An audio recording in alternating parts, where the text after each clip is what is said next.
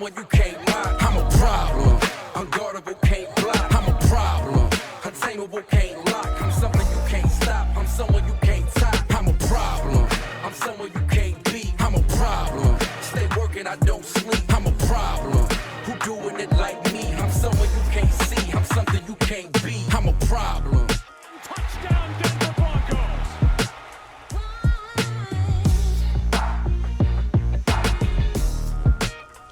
A nail-biting start to the season for the Denver Broncos, and not the ending Broncos faithful were hoping for. It was a game full of missed opportunities for the Broncos for much of the game, including 2 fumbles right on the goal line as they were driving to take the lead against the Seahawks. And the game ended kind of the way much of the game went. Russell Wilson dropping the ball on 2nd and 14 near the 50-yard line.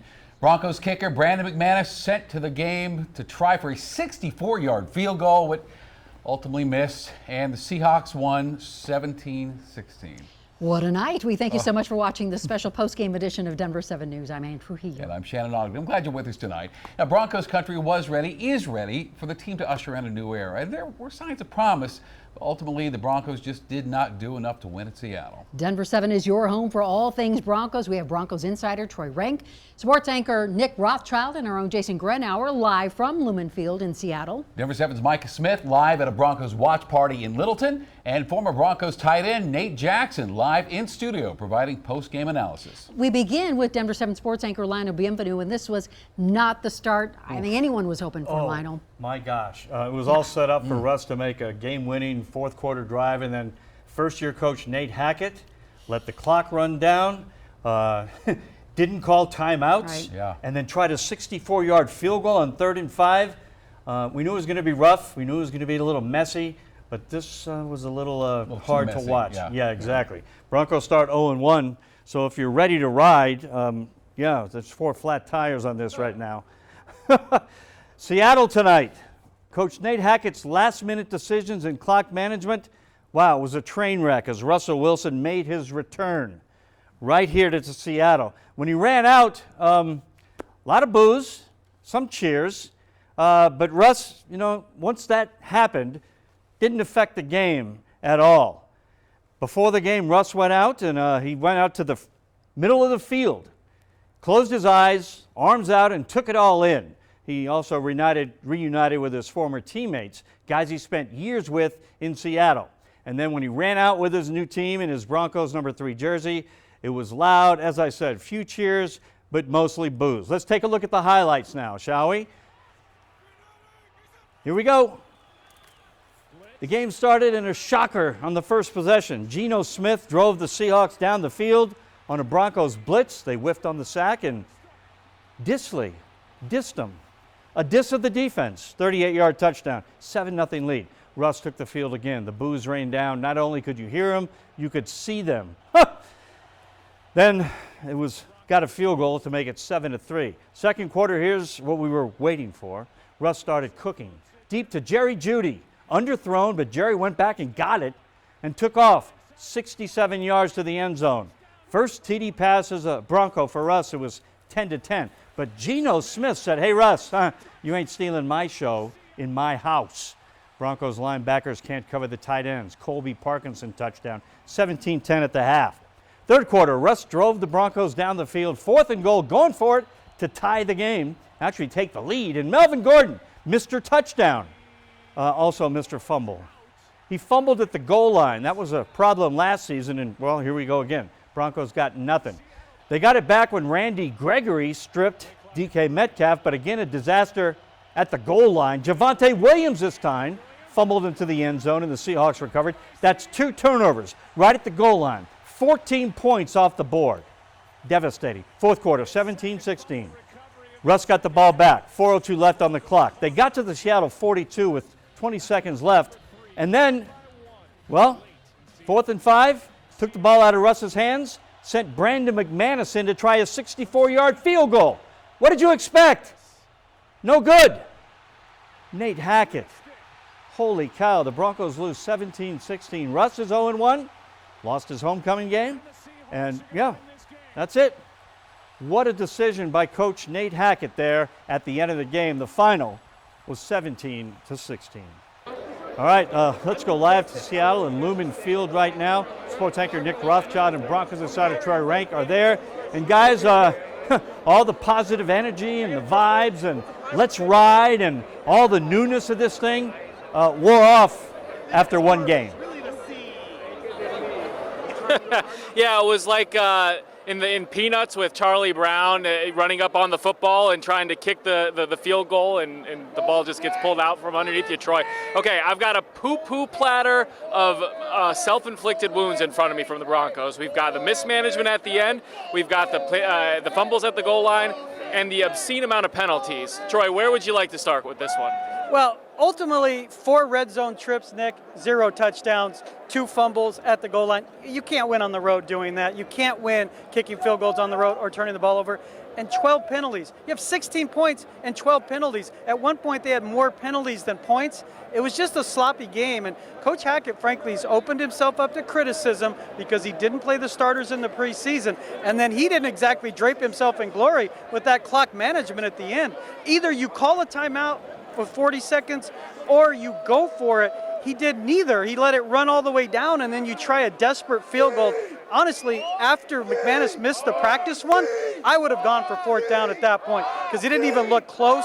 Broncos deserve to lose tonight. As hard as that is to say, they did not do enough to win this game. Let's talk about Coach Hackett here. We knew if this is the way the first game looked because of his brashness with the preseason that he would open himself to criticism. But it wasn't just the fact that the game was clunky and he made mistakes down the stretch.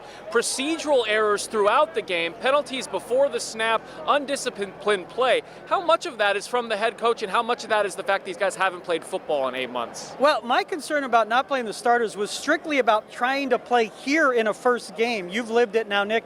I don't know that there's a louder stadium in the league, and so you were going to see some false starts. Their pre-snap operation was just off kilter. I mean, you see Russell Wilson taking delay of games. That never happens. But that's a reflection of not playing guys. Now listen, it kept players healthy in training camp, entering the season, but you saw the consequence tonight, where it was an ugly loss because of penalties and lack of touchdowns. One game a season does not make, Troy, but you mentioned it. Coach Hackett's going to get some questions, and I cannot wait to see how he answers those questions. We'll bring that to you right here on Denver 7. Lionel, back to you. All right, thanks, guys. Let's go back live to Lumen Field now in the Broncos interview room. Head coach Nathaniel Hackett is answering, I'm sure, some tough questions after this game. No, sir. No. He knew where we had to get. I thought Javonte made an amazing. Why I was expecting to have to go for it on that down and distance because I believe we were about 3rd and 14, 3rd and 15. I thought Javonte made an incredible play and put us in the field goal range, the mark that we were looking for. Can you pinpoint anything in specific on squandering the 3 goal-to-goal? Yeah, I mean, we didn't execute. We had a false start. We had a walk-in touchdown, and then we ended up having a false start, which is unacceptable. You can't have penalties there. We had a couple opportunities. I mean, they were there. We just got to capitalize on them, and we didn't. And that's what's frustrating in those situations. A couple of delay game penalties and then a bunch more kind of games right now in like lots. What did you see there that was causing some of that? Yeah, I mean, we have no excuses. You know, that's what we preach. We got to be sure that we, get the play in and get it called and get those guys rolling. I know it was definitely loud, but again, that's no excuse. We got to be better. Hey, so you guys, when Brandon went out there the first time and kicked it, they called a timeout and missed it. Was there any consideration of maybe the switching? No, I was happy he got that one out of the way. I thought, he had plenty of distance on that one and just thought that we were going to be able to make that. I have confidence in him, and if we have to put him in that situation again, I think he'll be able to make it. Coach, what can you chalk the 12 penalties? I got to go back and look at each one of them. I know a lot of them came in the first half, and it's just one of those things. We have to look at the ones that we can control. There are some that, were some, I don't know if it was taunting or unnecessary roughness and things like that, so we can pull those ones back for sure. Those are big chunks of yards that kept drives alive. So we just got to make sure we keep our wits about us. I mean, one thing that we talked about coming here was we had to be sure we controlled our emotions, and there were too many times that we didn't, and that hurt us. Yeah, we were right on the line, and he had plenty of distance. He just missed it. And so, and again, Brandon gave it his best shot. I mean, that's a long field goal to hit. I think he's completely capable of that, but obviously I wish we would have gotten a lot closer, but it put us in that weird spot there because we were in the field goal range, but we were on that 4th down situation. Didn't think we were going to get that many yards, so I thought it was a great job by Javonte, and we just made the decision. We want to take our shot there on that one. Did you ever defensively, what you see in the second half, adjustment-wise, that allowed you to play better on that side of the ball? Yeah, I'll tell you, they did a good job. Again, I think that first half, a lot of those drives were extended because of penalties. So they took some of those penalties out. They made some good adjustments, and they did really well. I think it was only like 35, 40 yards, and and we moved the ball well. I mean, in the end, we got to score in the red zone. It's that simple, and that starts with me. So you thought that Brandon McManus has a better chance of making a 64-yard field goal than you coming up with a 4th and 5 play? Yeah, 4th and 6. For me, during that time, we had been just moving it slightly. They weren't moving it with big chunks. I think we had just given up a sack right before that, so wanted to be sure that we took a chance when we had a chance, and I felt confident in him. Have you ever had a game where you were called plays or been a part of where you had 2 fumbles on the one? No, I have not. The first one, Melvin, he had to extend it. It was 4th down. So he definitely had to do that because either way, we wanted to at least try to get a chance in that one. It just kind of started coming out as he was crossing. If he could have kept it and maybe extended a little more, might have gotten in there. And then the other one, we just got pushed back. There were some communication errors on that one, and that ended up hurting us. And, I think I could do a better job by potentially not giving too many checks and stuff like that in that situation and just calling and running some plays. But got to learn from it, all of us. You know how it goes. You didn't play any starters in the preseason. You have double-digit penalties and a couple turnovers in the red zone. Any factor? I don't think so. I thought our guys were unbelievably physical. I thought we moved the ball up and down the field. In the end, turnovers, red zone, penalties. Bad deal. Time for a few more for the coach. How do you think Russell played? I think he played really well. I mean, he really did a fine job. He took care of the football. He made really good decisions, had some great explosive plays, was able to distribute the ball all over the field. And that's what really frustrates me for him because, just to be able to score down there in that region, that was frustrating because we had some good things. And, there's obviously some things that, I think that I could be better at for them. And but in the end, I mean, heck, we had that one that went in, and I was celebrating like twice. I think we had the one to Tomlinson, we had the one to Albert, we had the one, we had our opportunities. And in the end, we got to capitalize on it. That simple. With Russell coming back under these unique circumstances, what do you think of the crowd, the atmosphere, and having? Oh, this place is electric. I mean, I thought he was, I thought he was awesome. I mean, it didn't affect him. I think that he went out there and he executed at a high level. And we just got to finish some of those drives because, he was moving the ball up and down the field. But that's not good enough. Did they do anything? Last one, Jeff. In particular, because Judy's touchdown is the first target of a wide receiver in the first half. Are they doing something to you? No, we were just trying to execute the plan, and the ball was being distributed to different people for certain reasons, and I thought Russell made a lot of good decisions. Thank you very much. Thank you.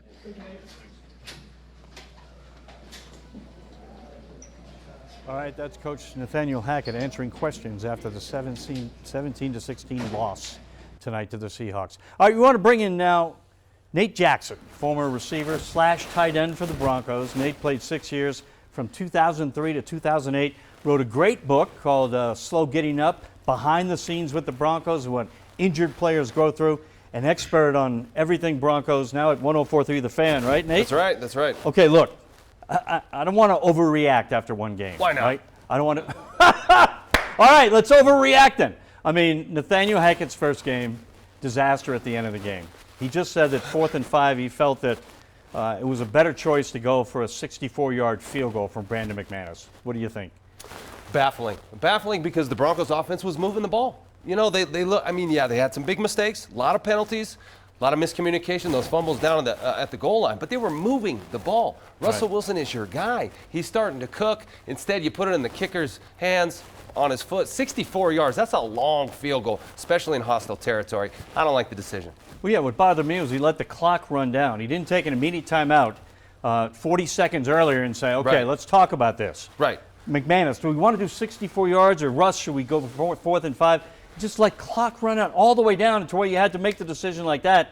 And that's a first-year head coach, right? None of these guys played in preseason, Nate. Right. A coach didn't coach any of these guys in preseason. Did that show up tonight? I think it did, and I think they'll admit as much. Nathaniel Hackett has talked about how September football isn't what it used to be. You want to be healthy for Week 17, Week 18, but if you don't win in September, those games late in the season aren't going to matter. But absolutely, this is his first shot as a head coach, and he made a decision he's going to rue for a while now. Well, I think he'll learn from it. I think everybody will learn from it. But you're 0-1. Yep. And this was a game everybody thought they would win and get off to a good start. Yep. Now we're back to not the drawing board. We're back to below the drawing board. You lost a game you probably should have won here. 4 trips to the red zone, 2 field goals, and 2 fumbles at the goal line. They should have been up 30-17. Yeah, they should have been kneeling the ball at the end there. Instead, they were driving, trying to win it. The thing is, they had a chance to win it, and that's the great part about it. And what's so frustrating about it is you make mistakes, you have penalties, you have fumbles, you're still in position to win that game. Yeah. You put it on Brandon McManus. That's a really long field goal for that guy. Yep, 64 yards. 64. All right, we'll be back with more analysis from Nate Jackson, the former Bronco, in just a few minutes, and we'll also hear from the Broncos players and coaches as well, live from Lumen Field. Right now, let's go back to Ann and Shannon. All right, thank you, Lionel. Thank you, Thank you, Nate, gentlemen. very much.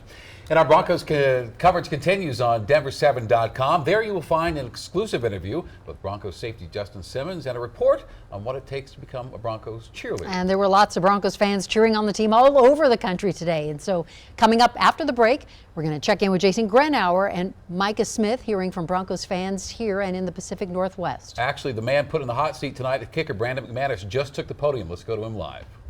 6 yards left hash, and they got me exactly to that spot. So I was ready. I knew that there was a good chance we might kick it.